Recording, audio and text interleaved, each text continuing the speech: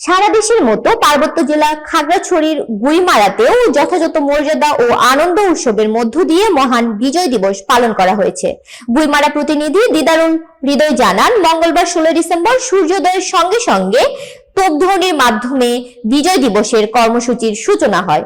উপজেলা প্রশাসনের পক্ষ থেকে গুইমারা কেন্দ্রীয় শহীদ মিনারের পুষ্পস্তবক অর্পণ করেন উপজেলা নির্বাহী অফিসার মিসকাতুল তামান্না। গুইমারা থানার পক্ষ থেকে পুষ্প অর্পণ করেন officer in charge OC Mohammad Suhrawardy.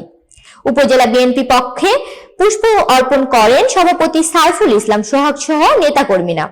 মুক্তিযোদ্ধা সংসদ, প্রেস ক্লাব, সরকারি বেসরকারি প্রতিষ্ঠানগুলো পুষ্পস্তবক অর্পণ করেন।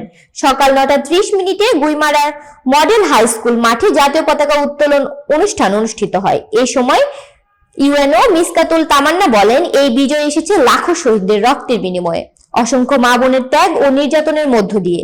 আমরা বীর মুক্তিযোদ্ধাদের সাহস ও ত্যাগকে স্মরণ করি।